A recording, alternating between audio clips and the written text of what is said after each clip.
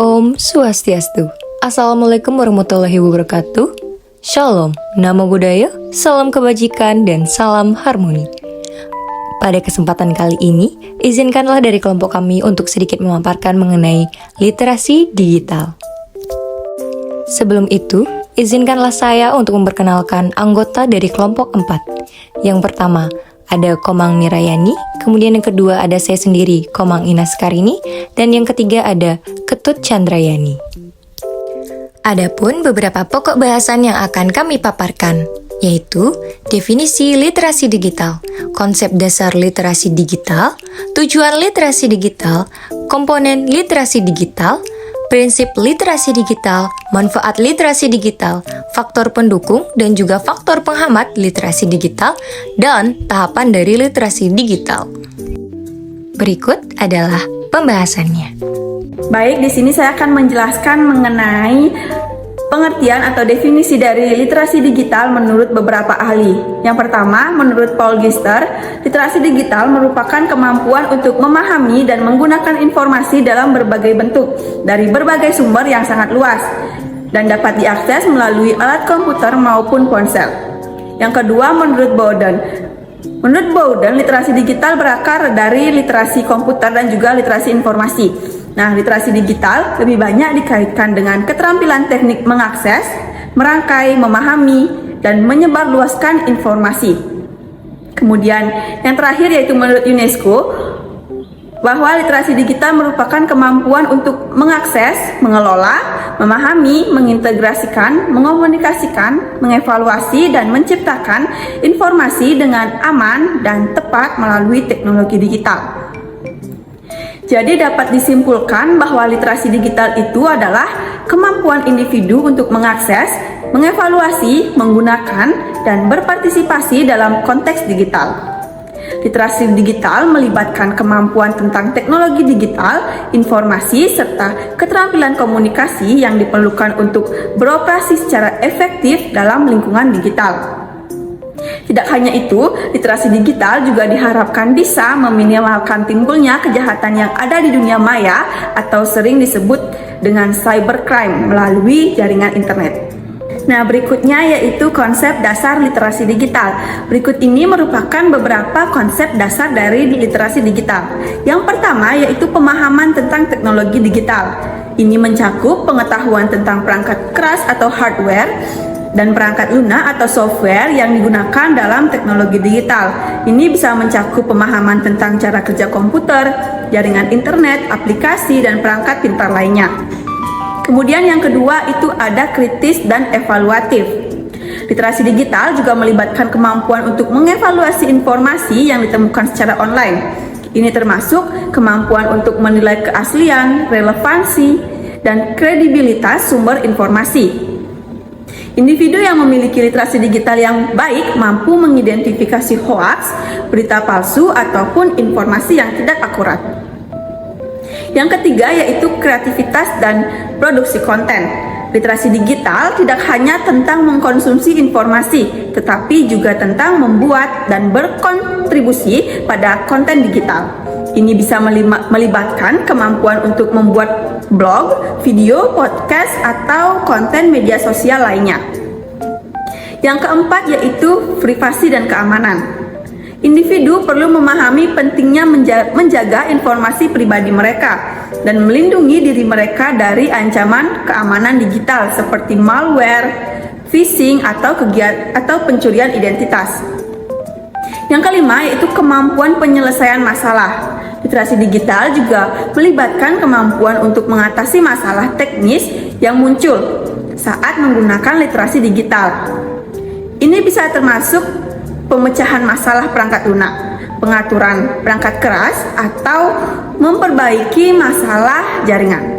Yang keenam yaitu etika digital. Ini mencakup pemahaman tentang norma dan nilai-nilai yang berlaku dalam perilaku online. Ini termasuk menghormati privasi orang lain, menghindari perilaku cyberbullying, serta mematuhi hukuman dan peraturan yang berlaku dalam penggunaan teknologi digital. Yang ketujuh yaitu kolaborasi dan komunikasi.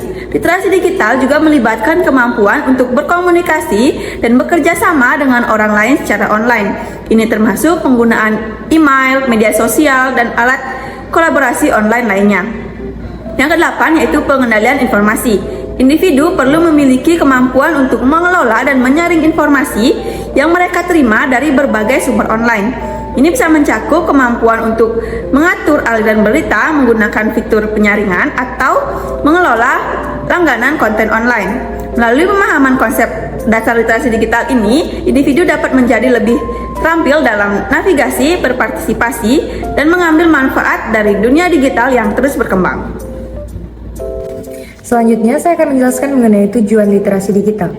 Pertama, tujuan literasi digital adalah untuk meningkatkan pengetahuan, pemahaman, dan kesadaran serta kecakapan teknologi digital setiap individu.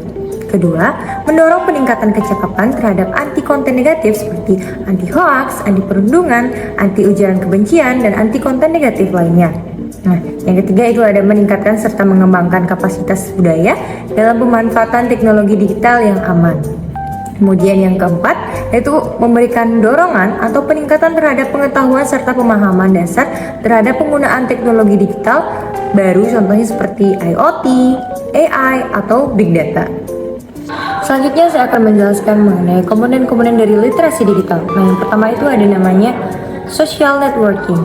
Rekan-rekan sekalian pasti sudah barang tentu memiliki minimal satu media sosial seperti misalnya Instagram, Twitter, Line, Facebook, dan lain-lainnya. Nah, dari media sosial ini kita dapat mendapatkan informasi dengan cepat begitu. Kemudian yang kedua itu ada trace literasi. Trace literasi ini maksudnya adalah mana kita dapat mengunggah konten-konten yang kita buat ataupun membagikannya. Nah, misal yang sedang booming sekarang ini adalah pengunggahan konten di TikTok. Nah, seperti kita dapat mengunggah konten memasak, kemudian mukbang, dan lain-lainnya. Kemudian yang ketiga ada maintaining privacy. Nah, maintaining privacy ini adalah bagaimana cara kita untuk menjaga privasi kita, hal-hal pribadi kita agar tidak tersebar luas. Jadi, kita sebagai pengguna yang bijak harus menjaga batasan kita untuk menyebarkan informasi-informasi pribadi yang kita miliki. Kemudian, yang keempat ada managing digital identity. Maksudnya di sini adalah penggunaan akun-akun palsu atau akun fake yang sedang bertebaran luas. Jadi sebisa mungkin kita sebagai pengguna media sosial agar bijak untuk menggunakan media sosial, tidak menggunakannya untuk sebagai hal-hal yang merugikan orang lain. Baik, materi selanjutnya yaitu mengenai prinsip-prinsip literasi digital. Yang pertama yaitu masyarakat mampu memahami informasi yang tersaji di internet sebagai media komunikasi baik secara implisit maupun eksplisit. Yang kedua yaitu terjadi saling ketergantungan dan saling melengkapi terhadap informasi yang tersaji. Kemudian yang ketiga yaitu terdapat peran sosial di dalam pemahaman tersebut. Kurasi atau kemampuan masyarakat untuk mengakses, memahami, dan menyimpan informasi untuk diolah sebagai pesan yang positif. Selanjutnya yaitu materi mengenai manfaat literasi digital. Literasi digital mempunyai banyak manfaat bagi kehidupan masyarakat. Manfaat tersebut diantaranya yaitu yang pertama, kegiatan mencari dan memahami informasi dapat menambah wawasan tiap individu.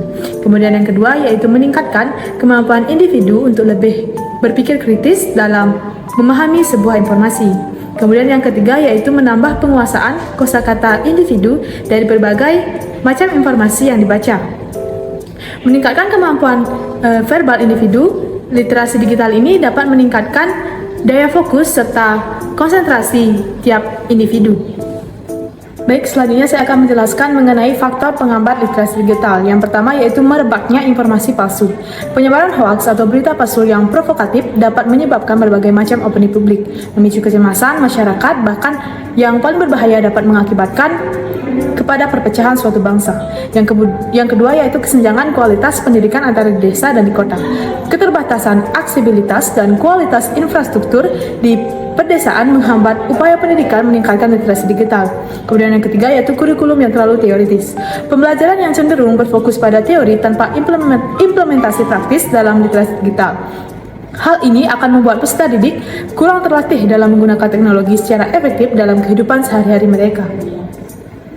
Baik, terima kasih atas kesempatannya kembali. Di sini saya akan menjelaskan tentang faktor pendukung literasi digital. Yang pertama yaitu keterampilan fungsional. Keterampilan fungsional adalah kemampuan dan kompetensi teknis yang diperlukan untuk menjalankan berbagai alat digital dengan mahir.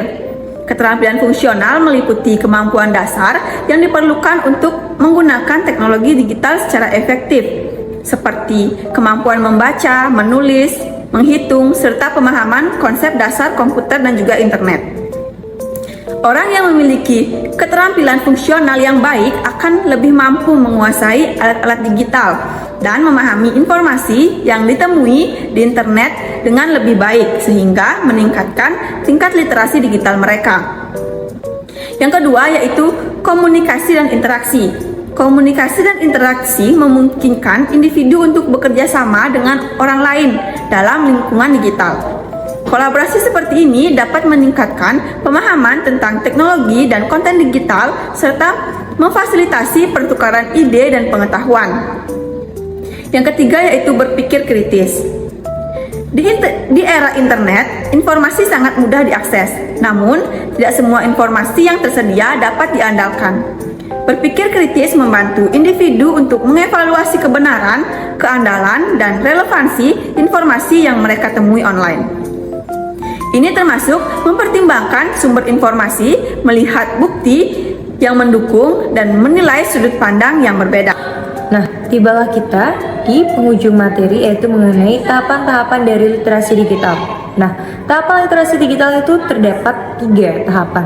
Nah, yang pertama itu ada tahapan gerakan literasi digital pada keluarga. Nah, dalam keluarga ini maksudnya adalah bagaimana keluarga, terutamanya orang tua, untuk mengajarkan anaknya mengenai literasi digital atau mengajak anaknya untuk melakukan literasi digital. Kemudian, yang kedua adalah gerakan literasi pada sekolah. Nah, bagaimana sekolah dapat mengajak anak-anak untuk mengembangkan daripada literasi digitalnya. Mungkin dapat ditaruh pada media pembelajaran yang menggunakan digital sehingga anak-anak dapat mempelajarinya dengan baik. Kemudian yang ketiga, yang terakhir itu adalah gerakan literasi di kalangan masyarakat. Jadi maksudnya di sini adalah literasi ini digalakkan kepada masyarakat. Jadi di dalam masyarakat ini mungkin akan bisa dilakukan pelatihan ataupun hal-hal lainnya yang terkait dengan literasi digital. Sekian dari pemaparan kelompok kami. Apabila ada kesalahan kata, kami mohon maaf. Kami tutup dengan Om Santi Santi Santi Om. Wassalamualaikum warahmatullahi wabarakatuh. Shalom, namo buddhaya, dan salam harmoni.